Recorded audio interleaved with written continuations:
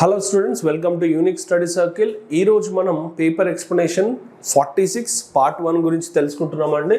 So మొదటగా మీరు observe చేసినట్లయితే ఫస్ట్ క్వశ్చన్ వచ్చేసి మనకు లెటర్ సిరీస్ బేస్డ్ అయి ఉంది.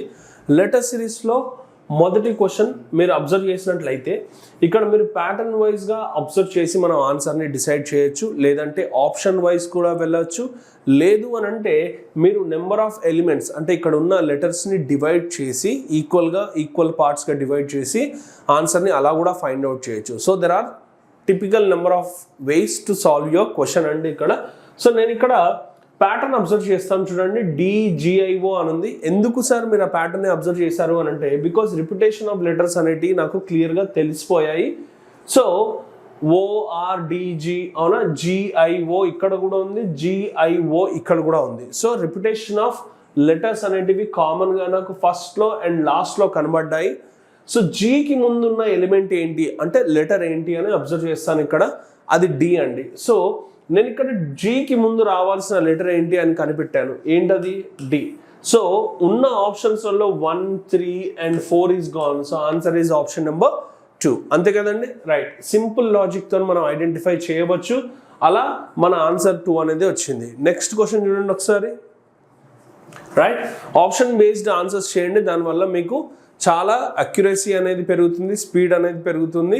సో లాజిక్ని అట్లా డెవలప్ చేయండి. ఈచ్ అండ్ ఎవ్రీ ఆప్షన్ని చేస్తామంటే మనకు టైం వేస్ట్ అయిపోతుంది. నెక్స్ట్ చూడండి, ఇక్కడ మళ్ళీ ఒక లెటర్ సిరీస్ ఇచ్చాడు. మనం ఒకసారి అబ్జర్వ్ చేస్తే ఫస్ట్ లెటర్ చూడండి, MPSV అవునండి, చూడండి. So right the place values రాయడం వల్ల చాలా మంచి జరుగుతుంది. మనకు లాజిక్ అనేది చాలా ఫాస్ట్గా క్లియర్గా తెలిసిపోతుంది ఏ లాజిక్ వాడుతున్నాడు అనేది. సో 13, 16 అయింది, 19 అయింది, 22 అయిందండి. అంటే ఎంత యాడ్ చేస్తున్నాడో నేను చెప్పాల్సిన అవసరం లేదు, ఈజీగా తెలిసిపోయింది. +3 అని. సో 22 అనేది ఇప్పుడు 25గా మారాలి. 25గా మారాలి అని అంటే Y అనేది మన ఆన్సర్గా రాబోతుంది. అయితే ఆప్షన్ నెంబర్ 4 ఈజ్ గాన్. ఇప్పుడు మన ఆన్సర్ అనేది ఆప్షన్ నెంబర్ 1, 3, 2లో ఉంది కాబట్టి సింపుల్ లాజిక్ అండి. లాస్ట్ లెటర్ చెక్ చేద్దాం. ఓకేనా అండి. T అనేది 20, ఓకేనా. U అనేది 21, next V 22, 23. So 24th letter ఉండాలండి. 24th లెటర్ అంటే X అయి ఉండాలి. So option number 2 is also gone. So మన ఆన్సర్ అనేది 1 and 3 మధ్యలో ఉంది. ఓకేనా. అన్ఫార్చునేట్లీ మనకి ఇక్కడ ఇలా వచ్చింది, కానీ సాధారణంగా అయితే మనకు ఎలిమినేట్ అయిపోయి ఒకే ఆన్సర్ దగ్గరకు వస్తుంది. But నెవర్‌లెస్ you don't have to worry. మనకి ఇక్కడ ఓన్లీ 2 ఆప్షన్స్ దగ్గర ఉండిపోయాం మనం. నెక్స్ట్ మిడిల్ లెటర్ కనుక మీరు అబ్జర్వ్ చేసినట్లయితే మిడిల్ లెటర్ ఏముంది చూడండి, P అంటే 16th లెటర్ అండి, అవునా. నెక్స్ట్ వచ్చేసి R అంటే 18 అంటే +2గా వెళ్ళిపోతుందని మనకు అర్థమైపోయింది. సో నెక్స్ట్ 20, 22, లాస్ట్లో రావాల్సింది 24 అంటే X అండి. అంటే 2 YXX అనేది మన ఆన్సర్గా మారిపోయింది కాబట్టి option number 3 is your answer. Next question ఒకసారి అబ్జర్వ్ చేస్తే దిస్ ఈజ్ అ నెంబర్ సిరీస్లో మీరు కనుక ఇక్కడ నెంబర్స్ గమనించినట్లయితే ఒకవేళ చిన్న నెంబర్ అతి పెద్ద నెంబర్గా మారితే a small number is becoming a huge number or a large number, then you are supposed to go with a multiplication. ఓకేనా. కానీ ఇక్కడ the difference in between the letters are very minimum, అవునా. అంటే వీటి మధ్యలో ఉన్న గ్యాప్ అనేది చాలా తక్కువగా మనకు తెలిసిపోతుంది కాబట్టి let us go with the basic difference. ఓకేనా. That is the basic logic in the number series. ఒకసారి డిఫరెన్స్ కనుక అబ్జర్వ్ చేస్తే what is the difference here? 7. And what is the difference here? 14. When you wrote 7 అంటే ఎప్పుడైతే మనం 7 రాసామో మనకు idea రాదు, కానీ 14 రాసిన మరుక్షణం మనకు ఐడియా రావాల్సింది ఏంటి అని అంటే they are in the multiples of 7, అవునా. 7 టేబుల్లో ఉన్న మల్టిపుల్స్ ఇక్కడ కనబడుతున్నాయి కాబట్టి నెక్స్ట్ నేను ఏం ఆలోచిస్తాను అని అంటే ఇక్కడ 21 డిఫరెన్స్ ఉందా లేదా అని చెక్ చేస్తాను, అవునా అండి. 7 1 time, 2 time, 7 3s is how much? 21 అనే డిఫరెన్స్ 38కి కలిపితే 59 అవుతుందా అని అంటే డెఫినెట్గా అయిపోయింది. కాబట్టి మన లాజిక్ 7 మల్టిపుల్స్ అని తెలిసింది. ఎన్ని ప్లేసెస్లో? 3 ప్లేసెస్లో. సో 4th ప్లేస్లో చెక్ చేయకండి. ఇంకా స్ట్రేట్ అవే మీ ఆన్సర్స్ దగ్గరికి వెళ్ళిపోవాలి. అవునా అండి? సో 3 ప్లేసెస్లో మీ కండిషన్ సాటిస్ఫై అయిపోతే you don't have to waste your time. 4th place దగ్గర మీరు టైం వేస్ట్ చేసుకోకండి, ఇంకా 5th ప్లేస్కి వెళ్ళిపోండి. That is the strategy for the number series. So 7 1 time, 2 time, 3 time, ఇక్కడ 4 వస్తుంది. ఆబ్వియస్లీ ఇక్కడ 5th టైం రావాలి. 7 into 5 ఎంత అండి? 35. So 87 and 35 is how much? 122. అది ఆప్షన్ నెంబర్ 1లో ఉంది. అంతేనా? Right. Next question please. Next question మీరు కనుక అబ్జర్వ్ చేస్తే ఇది ఇది letter analogy, correct? So what is that saying అని అంటే, whatever logic we are applying in between these 2 elements, is as to is the boundary. Is as to అని అంటే ఏం లేదండి, దీన్ని we call it as is as to. Is as to, ఓకేనా? So దాన్ని is as to అని అంటారు. Are you can call it as a boundary. అంటే మన లాజిక్ ఏదైనా సరే ఈ రెండింటి మధ్యలోనే ఉండాలి, ఆల్టర్నేటివ్ వెళ్దాము అన్నట్టుగా చేయకండి ఎనాలజీలో. సో మన లాజిక్ అనేది what ever logic you imply here, the same logic should be applied here. ఇక్కడ ఏదైతే లాజిక్ని మనం అనుసరిస్తామో అదే లాజిక్ని మనం ఇక్కడ కూడా చేయాలి అనేది అర్థం. ఇక్కడ ఒకసారి అబ్జర్వ్ చేయండి. ఇది 24, ఇది 21, ఇది 17, ఇది వచ్చేసి 10. Yeah, right. So if you closely observe, 24 అనేది 21గా మారింది అంటే -3. ఓకే, నెక్స్ట్ వన్ చూడండి, 17 and 10. చూడగానే మనకు రావాల్సిన లాజిక్ ఏంటి అని అంటే ఆపోజిట్ పేర్స్, వ్యతిరేక పదాలు. అంటే ఈ రెండిటి కూడిక మనకు 27 దగ్గర తీసుకొచ్చింది కాబట్టి ఇమీడియట్గా మనం అబ్జర్వ్ చేయాల్సింది ఏంటి అని అంటే అవి ఆపోజిట్ పేర్స్. సేమ్ లాజిక్ నేను ఇక్కడ అప్లై చేస్తాను చూడండి. ఇది 9 అండి, అవునా? 9కి -3 చేస్తాను. 9 - 3 is what? 6. అంటే ఎఫ్ అనేది మన ఆన్సర్గా రావాలి. అంటే option number 1, 3 and 2 is gone. So straight away answer ఏంటంటే 4. నేను చెప్పిన లాజిక్ కరెక్టా కాదా అని చెక్ చేసుకున్నట్లయితే ఇక్కడ హెచ్ అనేది what is the place value? 8. ఎంత యాడ్ చేస్తే మనకు 27 వస్తుంది అని అంటే 19. మరి 19th లెటర్ ఏంటి? ఎస్. సరిపోయిందిగా. So opposite pairs. So don't worry, ఇదంతా కూడా చేయాల్సిన అవసరం లేదు. Once the options are eliminated, straight away మీ ఆన్సర్స్ వచ్చేసాయి. రైట్. నెక్స్ట్ వన్ అండి. యా, నెక్స్ట్ వన్, ఇది కూడా ఒక నెంబర్ ఎనాలజీ. సో స్టార్టింగ్లో మీరు ఒకసారి అబ్జర్వ్ చేసినట్లయితే నెంబర్ ఎనాలజీలో ఇక్కడ 2 different నెంబర్స్ ఇచ్చాడండి, 72, 48 and 12, కరెక్ట్? సో ఎలా చేశాడు అనేది ఒకసారి అబ్జర్వ్ చేస్తే, so what is the difference in between the 12 and 28 అండి? What is the difference? ఒకసారి మీరు అబ్జర్వ్ చేస్తే డిఫరెన్స్, ఈ రెండింటి మధ్యలో డిఫరెన్స్ కనుక మీరు అబ్జర్వ్ చేస్తే 16 అనేది డిఫరెన్స్ అండి, అవునా? ఈ రెండింటి మధ్యలో 12 and 28 మధ్యలో ఉన్న డిఫరెన్స్ ఎంత అండి? 16. డివైడెడ్ బై 2 చేశాడండి, ఎంత వచ్చింది? 8. సేమ్ లాజిక్ అండి, ఈ రెండింటి మధ్యలో డిఫరెన్స్ ఎంత అని అంటే 24. 24 అంటే whatever the difference in between the first 2 నెంబర్స్ని డివైడెడ్ బై 2 చేస్తే 3rd నెంబర్గా మారింది. సో ఇప్పుడు నేను ఈ లాజిక్ని అర్థం చేసుకున్న వెంటనే ఎనాలజీ ఏం చెప్తుంది? అయితే సేమ్ నెంబర్స్ ఉండాలి, లేదంటే సేమ్ లాజిక్ తీసుకోవాలి. సేమ్ లాజిక్ తీసుకోవాలి, లేదంటే సేమ్ నెంబర్స్ తీసుకోవాలి.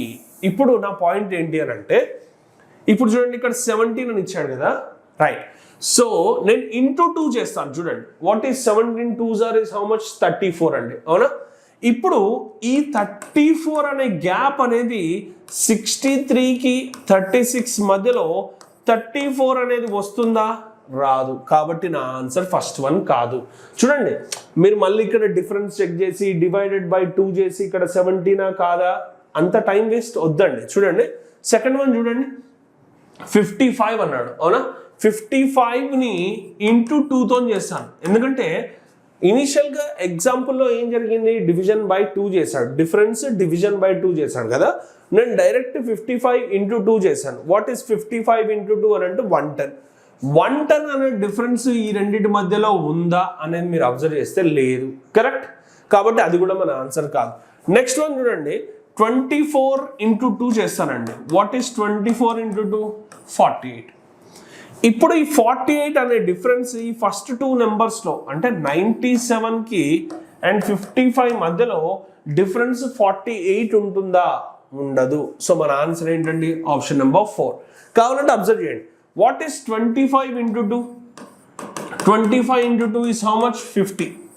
ఈ 50 అనే డిఫరెన్స్ 108 మరియు 58 మధ్యలో ఎంత డిఫరెన్స్ ఉంది అని అంటే 50 డిఫరెన్స్ ఉంది. సో నా పాయింట్ ఏంటి అని అంటే ఇక్కడ డిఫరెన్స్ చెక్ చేసి డివైడెడ్ బై 2 చేస్తే మీరు ప్రతి చోట టైం ఎక్కువ స్పెండ్ చేస్తారు. కానీ ఈ విధంగా చేయడం వల్ల మీకు స్పీడ్ అనేది పెరుగుతుంది. ఇన్ కేస్ మీకు ఇక్కడ ఇబ్బంది అయితే నో వరీస్, ఇనీషియల్గా ఉన్నట్లయితే ఈ రెండింటి మధ్యలో డిఫరెన్స్ తీసుకొని డివైడెడ్ బై 2 చేయండి, అందులో ఎటువంటి ఇబ్బంది లేదు. కానీ ఇలా చేయడం ద్వారా ఏమవుతుంది అని అంటే మనం అడాప్టేషన్ అంటే క్వశ్చన్కి తగ్గట్టుగా ఆలోచించడం, స్పీడ్ ఎలా ఇంప్రూవ్ చేసుకోవాలనేటి విషయాలు గుర్తుపెట్టుకుంటాం. నెక్స్ట్ అండి, నెక్స్ట్ ఒక లెటర్ ఎనాలజీ ఇచ్చాడు మళ్ళీ, AGHL. So CIJN. సో ఇలా చూడగానే చెప్పడం మన వల్ల కాదు కాబట్టి the best thing is right the place values. అంతకు మించి ఎవ్వరు ఏమి చేయలేరు కాబట్టి ఇదే బెస్ట్ ఆప్షన్ నా ఉద్దేశంలో. 1 3 అయింది, +2 +2 +2 +2. సో ద లాజిక్ ఈస్ +2 అండి, సింపుల్, అవునా?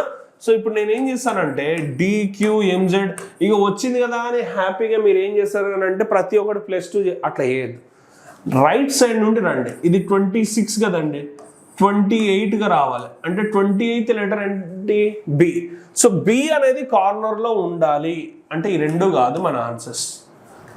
1 and 3లో మన ఆన్సర్స్ ఉన్నాయి కదా.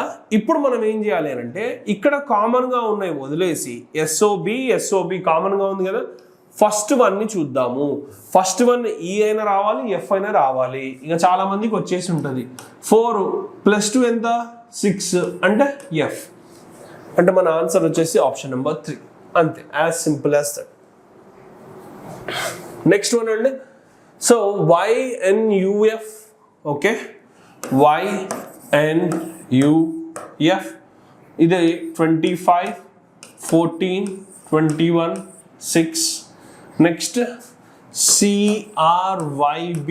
So this is 3 18 25. This is 2.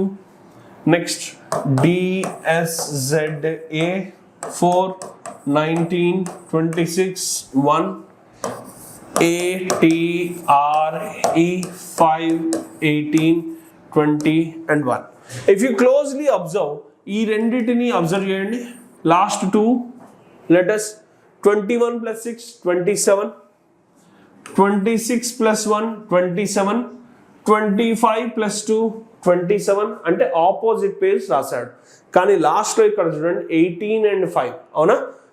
Obviously add man out logic ఏంటి అని అంటే ఇచ్చిన 4 ఆప్షన్స్లో 3 అనేటివి ఒక పర్టికులర్ ప్యాటర్న్లో వెళ్తాయి, ఒకటి మాత్రమే డిఫరెంట్ ప్యాటర్న్లో వెళ్ళింది కాబట్టి ఇదే మన ఆన్సర్. అంటే option number 3, because these 2 are not the opposite pairs. అంతే, యాజ్ సింపుల్ యాజ్ దట్ అండి. ఓకే, నెక్స్ట్ వన్ మళ్ళీ ఆడ్ మన్ అవుట్ అని అంటున్నాడు. సో ఇక్కడున్న ప్లేస్ వాల్యూస్ రాయడం మనకు ఈజీ అయిపోతుంది. 19 24 8 and 16. ఓకే, నెక్స్ట్ వన్ చూడండి, UZFR 21 26 6 and 18. XCCU. So odd man out అని అంటే 3 పర్టికులర్ ఒకటే ఫార్మాట్లో ఉండాలి. ఓకేనా అండి? జాగ్రత్త, మీరు ఏం ఆలోచిస్తారు అని అంటే ఈ రెండు ఇక్కడ రిపిటేషన్ ఆఫ్ లెటర్స్ ఉన్నాయి, ఇదే నా ఆన్సర్, మిగతా 3 లేవు, అట్లా కాదు, అది కాదు. చాలామంది నాకు తెలుసు మీరు ఏం ఆలోచించుంటారు, ఏ విధంగా ఆన్సర్ పెట్టుంటారు అనేది నాకు ఇక్కడ రాస్తున్నప్పుడే తెలిసిపోతుంది. చాలామంది ఏం ఆలోచిస్తారంటే సార్ ఎక్కడ రిపిటేషన్ ఆఫ్ లెటర్స్ లేవు కదా, ఇక్కడ 2 Cలు ఉన్నాయి కదా, ఇదే ఆన్సర్ తీసుకోవచ్చు. ఆడ్ మన్ అవుట్ లాజిక్ ఏంటి అని అంటే నువ్వు అప్లై చేసే లాజిక్, ఈ రిపిటేషన్ ఆఫ్ లెటర్స్ అనేటివి ఉన్నాయి చూసారా, అవి 3 ఉండాలి, అది logic. So whatever logic you're trying to observe or you're trying to imply, that has to be followed by 3 of those. One does not follow the pattern. మీరు ఒకటి follow అవుతుంది, మిగతా 3 ఏమైతున్నాయో నాకు తెలియదు అని అంటే అది లాజిక్ కాదు. సో మిగతా 3 సరిపోవాలి. ఇది ఒక్కటే సరిపోవద్దు, అలా ఆన్సర్ తీసుకోవాలి. ఓకేనా? సో ఇక్కడ ఈ పర్టికులర్ది ఇక్కడ ఆన్సర్ కాదు ఇప్పుడు అనేది నా పాయింట్ అండి. మీరు లెటర్స్ చూసి చెప్పేస్తారు, అలా కాదు. ఒకసారి అబ్జర్వ్ చేయండి, సేమ్ లాజిక్ అండి. 21 + 6 ఎంత అండి? 27. ఆపోజిట్ పేర్సేగా. 22 + 4 ఎంత? 26. అంటే ఆబ్వియస్లీ అదే మన ఆన్సర్ కావాలి ఎప్పుడు మిగతా ఫాలో అయితే. చూడండి, 24 + 3 27. ఎస్. 19 + 8 ఎంత అండి? 27. సో ఇవన్నీ opposite pairs except this one. Correct? So answer వచ్చేసి option number 4. I hope you understood. Yes. Next one, 8 60. Okay, odd man out based on the numbers 6 and 33, 10, 97, 12, 141. The best one ఏంటి అని అంటే third and fourth options are the best one to crack అండి. ఎందుకంటే what is 10 square? 10 square 100 -3 ఎంత అండి? 97. 12 square ఎంత అండి? 144 -3 141. Happy. ఇప్పుడు అదే లాజిక్ నేను ఇక్కడ అబ్జర్వ్ చేస్తాను. 6 స్క్వేర్ 36 -3 33 అంటే వీడ దొంగ, అంతే కదా? అదే మన ఆన్సర్. 8 స్క్వేర్ ఎంత? 64 -3 చేస్తే మనకు 61 ఉండాలి, అక్కడ ఎంత ఉంది? 60. కాబట్టి అదే answer. Yeah, next one is based on the syllogism. Right, all chains are circles అని అన్నాడు. Okay, all chains are circles అండి. No chain is a square. Okay, chain కి మరియు స్క్వేర్ కి ఎటువంటి కలయిక లేదు అన్నట్టుగా ఇలా ఒకటి గీసాను. నెక్స్ట్ ఎన్ని కంక్లూజన్స్ ఉన్నాయి? 2 కంక్లూజన్స్ ఉన్నాయి. ఎప్పుడైనా ఫస్ట్ పాజిటివ్స్ చూడాలి. మన లక్ ఏంటంటే 2 పాజిటివ్సే ఉన్నాయి. సమ్ సర్కిల్స్ ఆర్ స్క్వేర్స్ అన్నాడు. సర్కిల్కి స్క్వేర్కి ఎటువంటి కలయిక లేదు కాబట్టి ఫస్ట్ వన్ రాంగ్ అండి. సమ్ సర్కిల్స్ ఆర్ చైన్స్ అన్నాడు. So when all chairs are circles, అన్ని చైర్లు సర్కిల్ అయినప్పుడు కొన్ని సర్కిళ్ళు చైన్లు అవుతాయి. So second one is right. Only 2, కేవలం 2 మాత్రమే సరైనది. నెక్స్ట్ వన్ అండి, మళ్ళీ ఒక సిలాక్స్ క్వశ్చన్ ఉందండి. అన్ని జెడ్లు డి. ఓకే, అన్ని జెడ్లు డి. రైట్, ఏ వై కూడా జెడ్ కాదు. జాగ్రత్తగా వినండి, వై అనేది జెడ్ కాదు అని చెప్తే మనం అబ్జర్వ్ చేయాల్సింది వై అనే వ్యక్తి జెడ్ని మాత్రమే కలవలేడు, అంటే డీని కలవచ్చు అనేది లాజిక్ అక్కడ.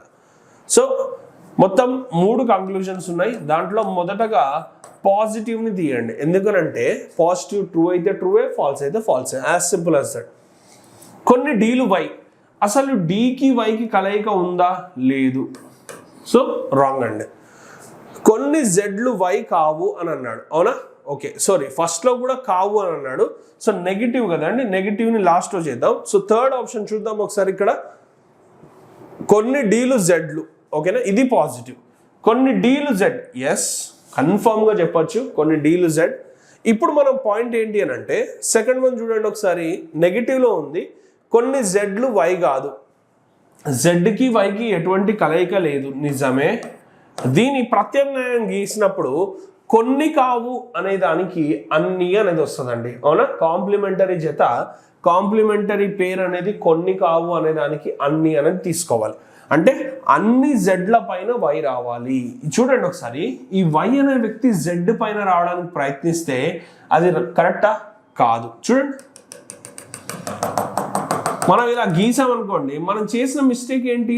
ఆ 2 కలవకూడదు అని అంటే మనం ఆ రెండింటిని కలయిక చేసాం కాబట్టి ఇంటర్సెక్ట్ కావడానికి వీల్లేదు అన్నదాన్నే తీసుకొచ్చి కలిపావు కాబట్టి ప్రత్యామ్నాయ చిత్రం అనేది తప్పు. ఆల్టర్నేటివ్ డయాగ్రామ్ అనేది ఫాల్స్ అయిపోయింది. ఆల్టర్నేటివ్ ఫాల్స్ అయిపోయిన వెంటనే అంతకుముందు చెప్పినది రైట్ అయిపోతుంది, అంతే లాజిక్, అవునా? నెక్స్ట్ వన్ చూడండి ఒకసారి. కొన్ని డీలు వై కాదు అన్నాడు. అవును, డీకి వైకి ఎటువంటి కలయిక లేదు, నిజమే. అప్పుడు మనం కాంప్లిమెంటరీ జతను తీసుకోవాలి. ఎప్పుడైతే నెగిటివ్ ట్రూ అవుతుందో కాంప్లిమెంటరీ జతను కనుక అబ్జర్వ్ చేసినట్లయితే కొన్ని కావు అనే దానికి కాంప్లిమెంటరీ ఏమవుతుందండి? డెఫినెట్గా అన్ని డీల పైన వై అండి, అన్ని వైల పైన డి కాదు. జాగ్రత్తగా వినండి, అన్ని డీల పైన ఎవరు రావాలి? వై. ఇప్పుడు ఈ వై అనే వ్యక్తి డి పైన రావాలి, ఇలా ఇలా మొత్తం డి పైన వై అనే వ్యక్తి వచ్చినప్పుడు జాగ్రత్తగా వినండి. జెడ్ పైన డి ఉన్నాడు, డి పైన వై ఉన్నాడు అని అంటే ఇండైరెక్ట్గా వై అనే వ్యక్తి జెడ్తో ఇంటర్సెక్ట్ అయినట్టే. కాబట్టి అది జరగడానికి వీల్లేదు అనేది క్లియర్గా ఉంది. కాబట్టి మన ప్రత్యామ్నాయ చిత్రం రద్దయిపోయి అంతకుముందు చెప్పినది కరెక్ట్ అయిపోతుంది. సో ఆన్సర్ ఏమవుతుంది? అన్నీ సరైనవే అంటే ఆప్షన్ నెంబర్ 1. ఓకేనా అండి. నెక్స్ట్ క్వశ్చన్ చూద్దామండి. నెక్స్ట్ క్వశ్చన్లో మీరు అబ్జర్వ్ చేస్తే 6 బైక్స్ ఉన్నాయి అంటున్నాడు. ఓకే, వారి మధ్యన పోలికలను గమనించాలి మనము. అవునా? T6 కంటే తక్కువ వేగం ఉన్నవి 3 మాత్రమే. అంటే T6 అనేది ఇక్కడ రావాల్సిందే కంపల్సరీ, ఎందుకంటే 6 కన్నా 3 మాత్రమే తక్కువగా ఉన్నాయి. నెక్స్ట్ T4 కామా అంటే ఇక్కడ ఉన్న ఇన్ఫర్మేషన్ అంతా ఎవరి గురించి? T4 గురించి అండి. ఓకేనా? ఇప్పుడు T4 T2 కంటే వేగంగా ఉంది. ఓకే, T4 అనేవాడు వేగంగా ప్రయాణిస్తున్నాడు ఎవరికంటే? T2 కంటే. కానీ T6 కంటే తక్కువ. ఈ T6 కంటే తక్కువగా ఉన్నది ఎవరు అని అంటే T4ని అభిప్రాయం పడుతూ, అంటే T6 అనేవాడు వేగంగా ఉన్నాడు ఎవరికన్నా? 4 కన్నా మరియు 2 కన్నా. అంటే ఇప్పుడు వాళ్ళిద్దరూ ఈ 3 ప్లేసెస్లో ఎక్కడో రాబోతున్నారు, కానీ నాకు ఇంకా తెలియదు. నెక్స్ట్ ఇన్ఫర్మేషన్ చూడండి. T3 T5 కంటే తక్కువగా వేగంగా ఉండదు. అంటే తక్కువ ఉండదు అని అంటే ఆబ్వియస్లీ ఎక్కువ ఉన్నాడు అన్నట్టే కదా. సో T3 అనేవాడు గ్రేటర్ దాన్ T5 అని చెప్పొచ్చు. తక్కువ ఉండరు అని అంటే ఎక్కువ ఉన్నట్టే అండి. నెక్స్ట్ T2 అతి తక్కువ వేగం కాదు. అమ్మయ్య, అంటే T2 ఇక్కడ రాదు అని అంటే ఇప్పుడు చూడండి, T6 కన్నా తక్కువ ఉన్న ఇద్దరు వ్యక్తులు ఎవరు? 4 and 2. వాళ్ళు ఎక్కడైనా రావచ్చు అని అనుకున్నాం. ఇప్పుడు క్లారిటీ ఏమొచ్చింది? 2 అనే వ్యక్తి 6లో రావద్దు అని అంటే ఇంకా ఆబ్వియస్లీ ఇలాగే ఏర్పడతారు. నెక్స్ట్ అంతేనా? T4 కంటే వేగంగా ఉండే బైక్లు ఏవి? ఇంక ఇన్ఫర్మేషన్ లేకపోయినా మీరు అబ్జర్వ్ చేయండి. ఈ T3 is greater than T5 అన్నాడుగా. సో T3 ఇక్కడ వస్తే T5 ఇక్కడ వస్తాడు. T3 6లో రాలేడు, అవునా? సో ఎందుకంటే T3 కన్నా తక్కువ ఉన్నాడు. మిగిలిపోయింది ఎవరండి? T1. Yeah, right. సో ఇప్పుడు మీరు అబ్జర్వ్ చేయండి, can be more than T4 అన్నాడు, అవునా? ఏవేవి T4 కన్నా ఎక్కువగా ఉండవచ్చు అని అంటే 6 అనేది ఉండాలి, కానీ 6 అనేది ఆప్షన్లో లేదు. 3 and 1 ఎక్కువగా ఉండేందుకు అవకాశం ఉంది కదా, ఉంది. సో ఆన్సర్ ఏమవుతుంది? బోత్ 1 and 2 అవుతుంది. నెక్స్ట్ వన్ చూడండి. 7 బాయ్స్ హైట్స్ కంపారిజన్ చేస్తున్నారండి. Only 1 person. ఓకే, ఎంతమంది అండి? 7 బాయ్సా? ఓకే, 1 2 3 4 5 6 7. గుర్తుపెట్టుకోండి, ఫస్ట్లో ఉన్న వ్యక్తి టాలెస్ట్ పర్సన్, 7లో ఉన్న వ్యక్తి షార్టెస్ట్ పర్సన్ అయి ఉంటాడు, అవునా? మన స్కూల్ లైన్ కాదండి ఇది, రైట్. ర్యాంకింగ్లో అందరికన్నా ఎక్కువ పొడుగున్న వ్యక్తి, ఎక్కువ మార్కులు ఉన్న వ్యక్తి ఆబ్వియస్లీ ఫస్ట్ ర్యాంక్ ఇస్తాం. అన్నిటికన్నా తక్కువ హైట్ ఉండి, తక్కువ వెయిట్ ఉండి, తక్కువ మార్కులు వచ్చిన వ్యక్తికి అలా 7th ర్యాంక్ ఇవ్వాలి. నెక్స్ట్ ఏమన్నారు? Only 1 person is shorter than Q. క్లియర్గా చెప్పాడండి, only 1 person is shorter than Q. అంటే క్యూ కంటే తక్కువ ఎత్తులో ఉన్న వ్యక్తి ఎంతమంది ఉన్నారు? ఒక్కరు మాత్రమే, అంటే మిగతా వాళ్ళందరూ పొడుగున్నట్టే. Next S is the tallest. అమ్మయ్య, ఫస్ట్ పొజిషన్లో ఎస్ వచ్చేసాడు. Clear information. R is taller than P but shorter than O. ఈ ఇన్ఫర్మేషన్ నేను రాస్తాను చూడండి. ఆర్ అనే వ్యక్తి టాలర్ అన్నారు ఎవరికన్నా? పి కన్నా. కానీ shorter than whom? Shorter than or అనండి, అవునా? ఆబ్వియస్లీ ఆర్ అనే వ్యక్తి టాలర్ దాన్ పి, కానీ ఆర్ అనే వ్యక్తి షార్టర్ దాన్ హూమ్? ఓ. అంటే ఈ విధంగా ఆర్డర్ ఫామ్ అవుతుంది. ఆర్ అనేవాడు పొడుగున్నాడు ఎవరికన్నా? పి కన్నా. కానీ పొట్టివాడు ఎవరితో పోలిస్తే?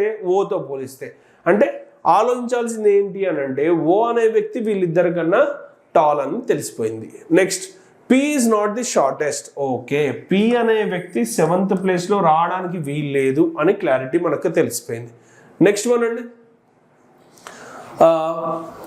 ఎన్ is shorter than only 1 person. హ్యాపీ, ఇది ఒక మంచి డైరెక్ట్ ఇన్ఫర్మేషన్. ఎన్ అనేవాడు కేవలం ఒకరికంటే మాత్రమే తక్కువ ఎత్తు, అంటే 2nd పొజిషన్లో రావాలి. మిగతా వాళ్ళందరికన్నా పొడుగున్నాడు అతను, అది ఉద్దేశం.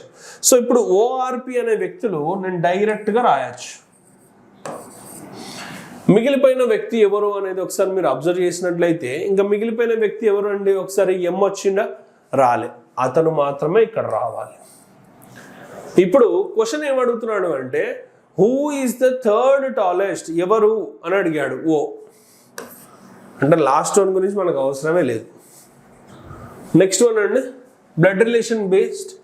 రోనితాస్ only brother Vikram is the husband of Kartik's mother Sejal.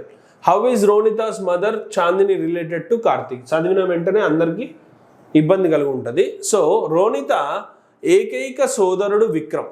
Okay, Ronita అనే అమ్మాయి ఉంది, ఆ అమ్మాయికి ఏకైక సోదరుడు పేరు ఏంటండి? విక్రమ్. సోదరుడు అని అంటే అబ్బాయే. Next, Ronita's only brother Vikram is the husband of Kartik mother. ఇతను తండ్రి అంట. ఎవరికి తండ్రి? కార్తిక్ యొక్క ఆబ్వియస్లీ తండ్రి ఈయన విక్రమ్ అని చెప్తున్నాడు. అవునా? ఎలా? Vikram is the husband of Kartik's mother. Obviously కదండి. ఇప్పుడు కార్తిక్ యొక్క తల్లికి హస్బెండ్ అని అంటే ఆబ్వియస్లీ విక్రమ్ అనే వ్యక్తి తండ్రే కదా. ఎవరికి? కార్తిక్కి. చూడండి, కార్తిక్ వాళ్ళ తల్లి ఎవరైతే ఉన్నారో ఆమె పేరేంటండి? సెజల్. అవునా? ఈమె యొక్క భర్త పేరు విక్రమ్. అంటే ఆబ్వియస్లీ విక్రమ్ అనే వ్యక్తి తండ్రి అవుతున్నాడు కదా కార్తిక్కి. అది లాజిక్ అక్కడ. సో నేను ఇలా రాస్తాను. ఇప్పుడు ఇక్కడ సెజల్ అనే అమ్మాయి వస్తుంది. ఈమె ఎవరికి తల్లి? కార్తిక్కి తల్లి. అంటే విక్రమ్ ఎవరికి తండ్రి? కార్తిక్కి తండ్రి. అవునా? రైట్. ఇప్పుడు ఇంకో పాయింట్ ఏంటి? How is Ronita's mother Chandini related to Kartik? Ronita యొక్క తల్లి పేరు చాందిని, అంటే విక్రమ్ యొక్క తల్లి పేరు కూడా చాందిని. అవునా? వీళ్ళిద్దరూ తోబుట్టువులు కదండి, సోదరి సోదరుడు. వీరి యొక్క తల్లి పేరేంటి? చాందిని. అవునా? ఇప్పుడు క్వశ్చన్ ఏం అడిగాడు అని అంటే చాందిని రిలేటెడ్ టు కార్తిక్, అంటే కార్తిక్ నుండి అబ్జర్వ్ చేసినట్లయితే చాందినిని ఏమని పిలవాలి? తండ్రి యొక్క తల్లి. అవునా? తండ్రి యొక్క తల్లి అయిపోయింది. పెటర్నల్ గ్రాండ్ మదర్ అని ఇంగ్లీష్లో ఫోర్త్ ఆప్షన్. నెక్స్ట్ వన్ అండి, నెక్స్ట్ వన్ ఒక కోడెడ్ రిలేషన్లో ఇచ్చాడు. సింపుల్ లాజిక్, సింబల్స్ బేస్ చేసి రిలేషన్ రాశాడు. ఇలా రాసినప్పుడు లెఫ్ట్ సైడ్ ఉన్న వ్యక్తి గురించి మనకు తెలుస్తుంది, కానీ రైట్ సైడ్ గురించి ఉన్న వ్యక్తి యొక్క జెండర్ తెలియదు. ఎన్నిసార్లు? చాలా మట్టుకు. ఒకవేళ వాళ్ళిద్దరు వైఫ్ అండ్ హస్బెండ్ అయితే మాత్రమే మనకు లాజిక్ అనేది తెలుస్తుంది, లేదంటే కష్టం. ఇప్పుడు చూడండి, $H అన్నాడు. డాలర్ అంటే ఇక్కడ ఉన్న ఇన్ఫర్మేషన్ ఏంటి? తండ్రి. అంటే జే అనే వ్యక్తి తండ్రి అవుతున్నాడు. ఎవరికి? హెచ్కి. Father. Yes, J became the father of whom? H. Okay, next one చూడండి. హెచ్ గురించి మనకి ఇంకా తెలియదు. H #R. హ్యాష్ అంటే ఏముంది? బ్రదర్. హెచ్ అనే వ్యక్తి బ్రదర్ అంట, అంటే మేల్. ఎవరికి బ్రదర్ అయ్యాడు? ఆర్కి బ్రదర్ అయ్యాడు. కానీ ఆర్ గురించి ఇంకా మనకు ఐడియా లేదు. Are percentile. పర్సంటైల్ అని అంటే తల్లి అవుతుంది, అంటే డెఫినెట్గా ఫీమేల్. ఈమె ఇప్పుడు ఎవరికి తల్లి అయింది అని అంట? ఎన్కి తల్లి అయింది. అవునా? ఎన్ గురించి కూడా మనకు ఐడియా లేదు, ముందుకెళ్దాం. ఎన్ అండ్ టీ. అండ్ అంటే ఏముంది చూడండి, N is the sister of T. అంటే ఎన్ అనే వ్యక్తి సిస్టర్ అవుతుంది ఎవరికి? టీకి. ఓకేనా? ఇట్ సైడ్ రాస్తున్నాను, అటు సైడ్ గ్యాప్ లేదు కాబట్టి. Next, T#U. హ్యాష్ అంటే ఏముంది చూడండి, బ్రదర్. టీ అనే వ్యక్తి సోదరుడు అయ్యాడు, ఎన్కి సోదరుడు అయ్యాడు, అలాగే యూకి కూడా సోదరుడు అయ్యాడు. You percentile P. పర్సంటైల్ అంటే ఏముందండి? మదర్. మదర్ అంటే ఆబ్వియస్లీ ఫీమేల్. ఈమె ఎవరికి మదర్ అవుతుంది? పీకి మదర్ అవుతుంది.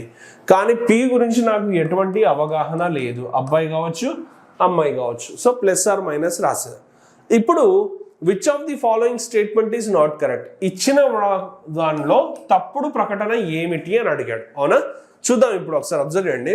జే ఎన్ తల్లి తండ్రి. అవునా? జే అనే వ్యక్తి ఎన్ యొక్క తల్లి యొక్క తండ్రి. చూడండి, జే అనే వ్యక్తి ఎన్ తల్లి. ఎన్ తల్లి ఎవరండి? ఆర్. ఆ తల్లి యొక్క తండ్రే కదండి. Yes, J is the maternal grandfather of N. అవును, ఎన్ యొక్క మెటర్నల్ అని అంటే మదర్, మదర్ వాళ్ళ ఫాదర్. ఎస్, సరిపోయింది. నెక్స్ట్ సెకండ్ వన్ చూడండి, R is the maternal grandmother of P. చూడండి, పి యొక్క ఆర్ ఏమని పిలవాలి అని అంటే తల్లి వాళ్ళ తల్లే కదండి. క్లియర్గా చూడండి, పి యొక్క తల్లి పేరేంటి యు. వీళ్ళందరూ తోబుట్టులు. వీళ్ళందరూ ఎవరి సంతానం? ఆర్ యొక్క సంతానం. అంటే పి అనే వ్యక్తి కంపల్సరీ ఆర్ని ఏమని పిలవాలి? ఆబ్వియస్లీ తల్లి వాళ్ళ తల్లి, or you can say maternal grandmother. So second one is also correct. Third one చూడండి, R is the mother of U. U యొక్క తల్లి పేరు ఆర్, అవునా? ఎస్. సో ఆన్సర్ వచ్చేసి ఆప్షన్ నెంబర్ 4. చెక్ చేయాల్సిన పని లేదు, కావాలంటే చూడండి. N is the sister of P. చూడండి, ఎన్ పి యొక్క సోదరి కాదండి, అవునా? పి యొక్క ఆంట్ అంటే నమ్ముతాం కానీ సోదరి అని అంటే ఎలా చెప్తాం? So wrong. Next question. 5 friends seated around a circular table facing away from the center. ఓకేనా? బల్ల చుట్టూ కూర్చున్నారు కానీ బయటకు ముఖం చేసి కూర్చున్నారండి. సో నేను 5 వ్యక్తులు అంటే ఇలా గీస్తాను. They are not in the, please remember, they are not actually ఈక్వి డిస్టెన్స్లో ఉన్నారు వాళ్ళు. క్లియర్గా చెప్పాలి అని అంటే దే ఆర్ సరి సమానమైన దూరంతోనే ఉన్నారు, అంతే. రైట్. నెక్స్ట్ వన్ చూడండి. O is sitting to the immediate left of P. Okay, అందరు బయటికి చూస్తున్నారు కదా. బయటికి చూస్తున్నప్పుడు మనకు రైట్ లెఫ్ట్ అనేటివి చేంజ్ అవుతూ ఉంటాయండి, అవునా? రైట్ ఇది left, right left, right left, right and left.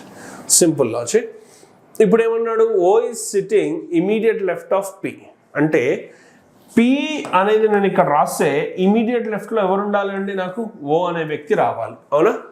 P, who, which, whose. గుర్తుపెట్టుకోండి, హూ అని ఉంది కదా, అది పీకి రిఫర్ అవుతూ ఉంటుంది. విచ్, హూస్ కూడా. P sits third to the right of Q, అవునా? పి అనే వ్యక్తి థర్డ్ రైట్ ఆఫ్ క్యూలో ఉన్నాడు, అవునా? క్యూకి థర్డ్ రైట్లో అని అంటే ఆబ్వియస్లీ క్యూని ఇక్కడ రాయాలి నేను. 3వ రైట్, 1 2 3, పి వచ్చేసాడు కదా. రైట్. నెక్స్ట్ వన్ చూడండి. M does not sit adjacent to P. అంటే పి పక్కన ఎమ్ కూర్చోడు అని చెప్పాడు. అంటే ఎం అనే వ్యక్తి ఇక్కడ రాడు, ఈ 2 ప్లేసెస్లో ఇక్కడ రాడు అని అంటే ఇక్కడే రావాలి. ఇంకా మిగిలిపోయిన వ్యక్తి ఎవరండి? ఎన్, అతనే ఇక్కడ వస్తాడు. పి కుడివైపు వెంటనే ఎవరు కూర్చున్నారు? ఎన్ కూర్చున్నారు, అంతే ఆన్సర్. చాలా ఈజీ, చాలా మంది చేసి ఉంటారు నాకు తెలిసి. నెక్స్ట్ క్వశ్చన్ ఒకసారి అబ్జర్వ్ చేసినట్లయితే ఇక్కడ మనకు 8 బాయ్స్ ఉన్నారండి. ఓకే, అంటే 8 మంది ఉన్నారు మొత్తం క్వశ్చన్లో మనకు. So they're all facing towards the centre అనేది ఉంది అక్కడ, right? So facing towards the centre అని అంటే మన లెఫ్ట్ మన రైట్ తీసుకోవడానికి ఉపయోగం ఉంటుంది. సో ఆ పాయింట్ ఒకసారి గుర్తుపెట్టుకోండి. సో యా, జస్ట్ ఇక్కడ మాత్రమే తీస్తాను, సో మీకు క్లారిటీ ఉంటుంది. నెక్స్ట్ ఇన్ఫర్మేషన్ ఒకసారి అబ్జర్వ్ చేద్దాం. చూడండి, Rahul is second to the left of Kamal. So కమల్ని ఇక్కడ రాస్తే సెకండ్ లెఫ్ట్లో ఎవరు రావాలండి? రాహుల్, అంతేనా? Right. Next one, Kamal is third to the left of Virat. గమనించండి, కమల్ అనే వ్యక్తి విరాట్ నుండి థర్డ్ లెఫ్ట్, అవునా? నాకు విరాట్ అనే వ్యక్తి క్వశ్చన్లో రాలేదు, అంటే నా సొల్యూషన్లో విరాట్ రాలేదు, కానీ ఎవరు వచ్చారు? కమల్ వచ్చాడు. సో కమల్ నుండి థర్డ్ రైట్ అనేది ఆలోచిస్తాను, జాగ్రత్త, అవునా? థర్డ్ రైట్ ఎవరు రావాలి? విరాట్ వచ్చేసాడు. నెక్స్ట్ వన్ చూడండి, Lakshman is second to the right of Ram. Okay, రామ్కి సెకండ్ రైట్లో లక్ష్మణ్ ఉన్నాడు, right? Rohit is second to the right of Kamal. Happy. కమల్కి సెకండ్ రైట్లో రోహిత్ వచ్చేసాడు ఇక్కడ, రోహిత్. ఓకే, నెక్స్ట్ వన్ చూడండి, Ramesh is not immediate neighbour of Kamal. So ఇక్కడ చూడండి, రమేష్ రాడు, ఇక్కడ కూడా రాడు, అంతేనా?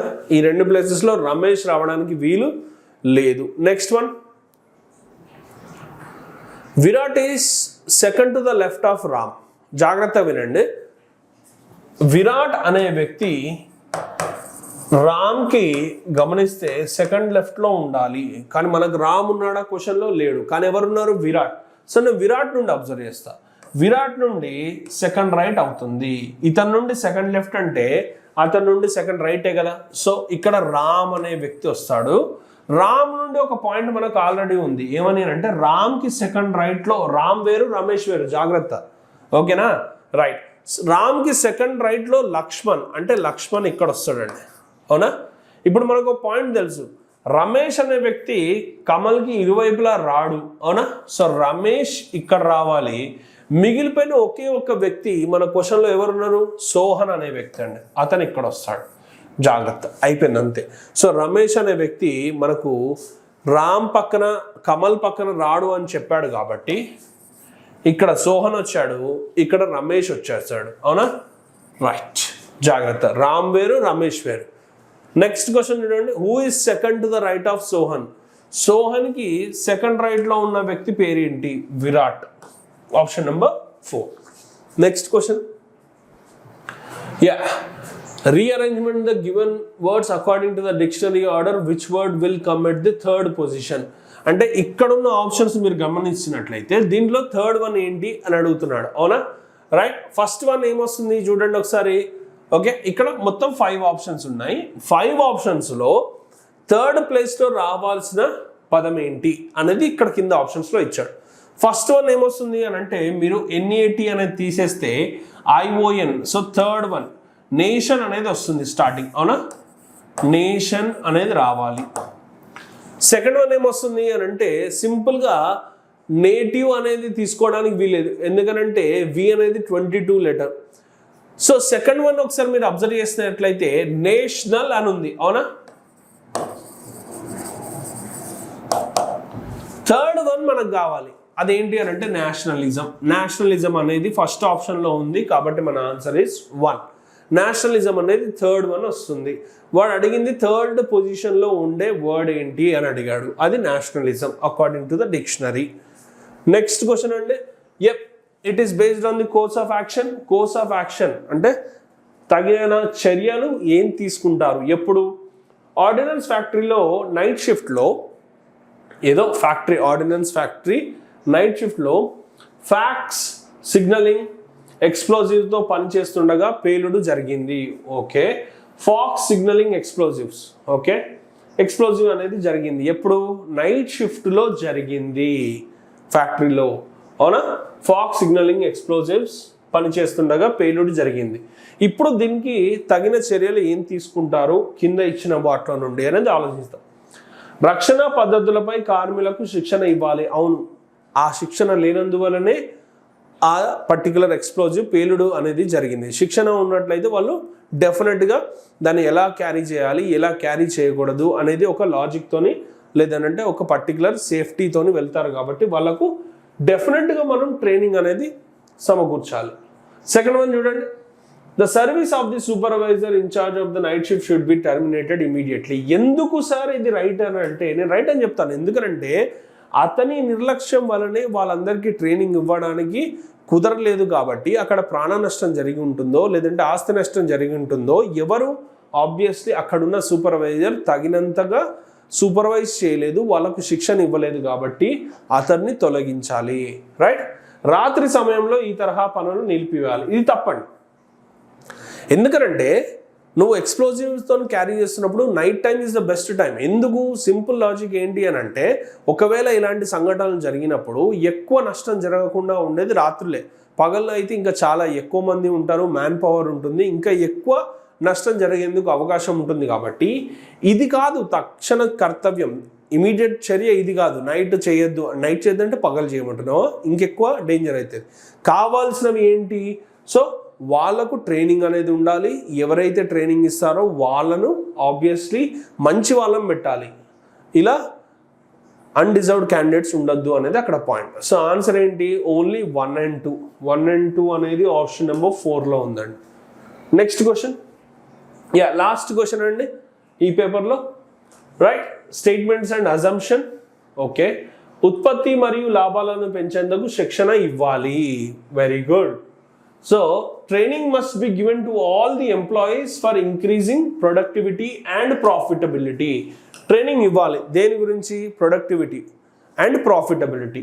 ఓకే, రైట్, మంచి ట్రైనింగ్ ఉంటేనే వాళ్ళకి ప్రాఫిట్స్ కానీ ప్రోడక్ట్ కానీ చాలా ఫాస్ట్గా ఎంత చేయాలి, ఎంతసేపట్లో చేయాలి అనేది వాళ్ళ ఉద్దేశం.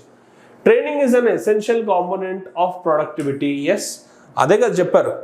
ఎస్, నెక్స్ట్ ట్రైనింగ్ ఇవ్వాలి అని అంటున్నారు కాబట్టి yes, that's an assumption. Employees cannot function effectively without proper training. అవును, అదే మాట్లాడుతున్నారు అక్కడ. కరెక్ట్గా శిక్షణ లేకపోతే వాళ్ళు సమర్థవంతంగా పని చేయలేరు. అందుకనే కదా వాళ్ళకు ట్రైనింగ్ ఇవ్వాలి అని అంటున్నాడు, రైట్? లాభాలు ఉత్పత్తి పరస్పర అనుసంధానమైనవి. అవి అనుసంధానమైనవి అనేది ఇన్ఫర్మేషన్ ఎక్కడా వాళ్ళు చెప్పలేదు. వాళ్ళు ఏమన్నారు అని అంటే, మంచి ట్రైనింగ్ ఇవ్వడం వలన ప్రొడక్టివిటీ అండ్ ప్రాఫిటబిలిటీ, ఒక ఉత్పత్తి యొక్క నాణ్యత కానీ పెరుగుదల కానీ మంచి ట్రైనింగ్ ద్వారా వస్తుంది, అలాగే వాళ్ళు లాభాలు కూడా గడిస్తారన్నాడు. కానీ వాళ్ళిద్దరూ పరస్పరం అనుసంధానమైన అనే ఇన్ఫర్మేషన్ లేదు కాబట్టి 3 ఈజ్ రాంగ్. సో ఆన్సర్ ఏమవుతుందండి? 1 and 2 are implicit. Okay, I hope you understood. So this is end of the session. మళ్ళీ నెక్స్ట్ సెషన్లో నెక్స్ట్ పేపర్ ఎక్స్ప్లెనేషన్తో కలుద్దాం. Thank you.